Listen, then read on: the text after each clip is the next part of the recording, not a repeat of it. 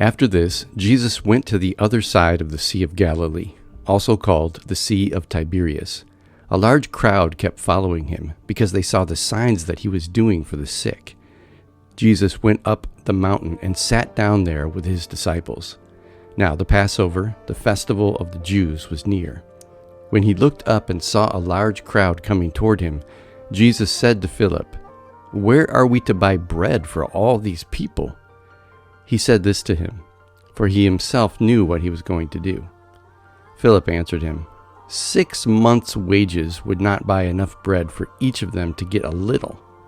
One of his disciples, Andrew, Simon Peter's brother, said to him, "There is a boy here who has 5 barley loaves and 2 fish.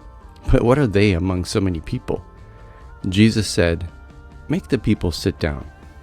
Now there was a great deal of grass in the place, so they sat down, about 5,000 in all. Then Jesus took the loaves, and when he had given thanks, he distributed them to those who were seated. So also the fish, as much as they wanted. When they were satisfied, he told his disciples, "Gather up the fragments left over, so that nothing may be lost." So they gathered them up, and from the fragments of the 5 barley loaves left by those who had eaten, they filled 12 baskets. When the people saw the sign that he had done, they began to say, "This is indeed the prophet who is to come into the world." When Jesus realized that they were about to come and take him by force to make him king, he withdrew again to the mountain by himself.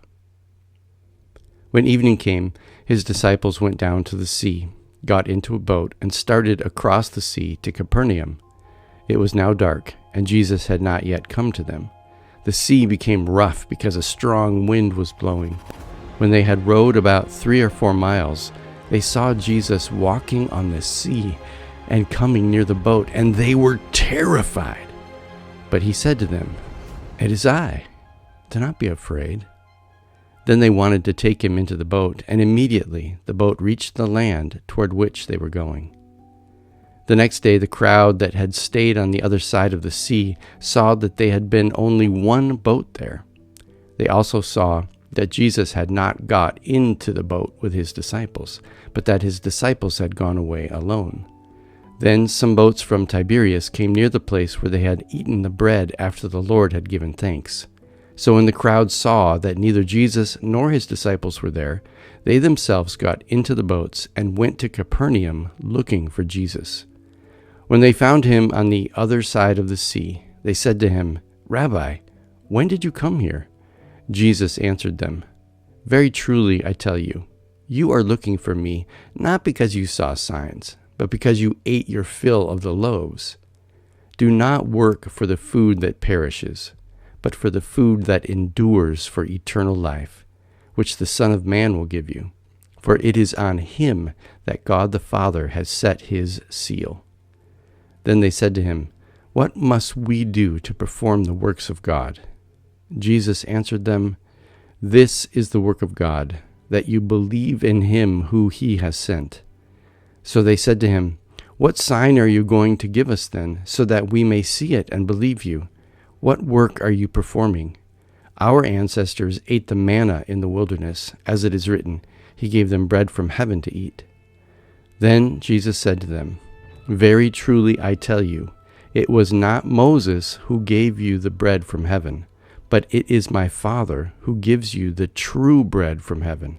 For the bread of God is that which comes down from heaven and gives life to the world."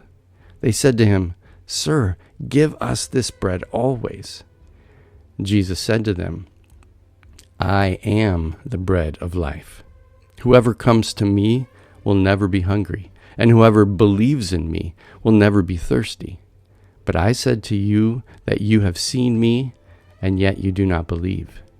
Everything that the Father gives me will come to me, and anyone who comes to me I will never drive away. For I have come down from heaven, not to do my own will, but the will of him who sent me. And this is the will of him who sent me, that I should lose nothing of all that he has given me, but raise it up on the last day.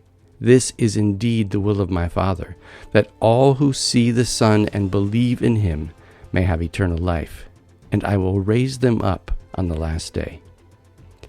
Then the Jews began to complain about him because he said, "I am the bread that came down from heaven." They were saying, "Is not this Jesus, the son of Joseph, whose father and mother we know? And how can he now say, 'I have come down from heaven'?" Jesus answered them, "Do not complain among yourselves. No one can come to me unless drawn by my Father who sent me, and I will raise that person up on the last day. It is written in the prophets, and they shall all be taught by God. Everyone who has heard and learned from the Father comes to me.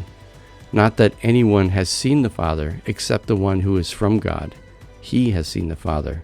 Very truly, I tell you, whoever believes has eternal life. I am the bread of life. Your ancestors ate manna in the wilderness, and they died. This is the bread that comes down from heaven, so that one may eat of it and not die. I am the living bread that came down from heaven.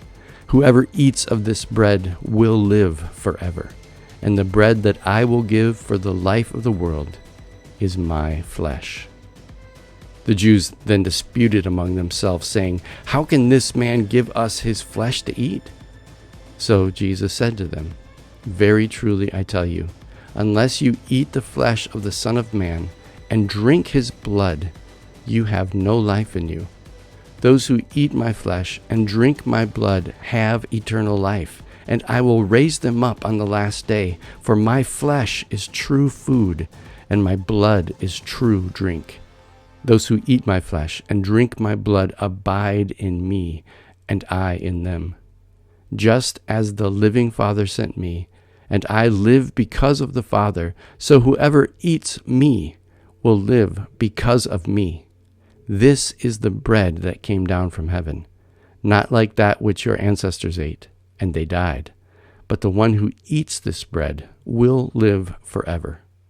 He said these things while he was teaching in the synagogue at Capernaum.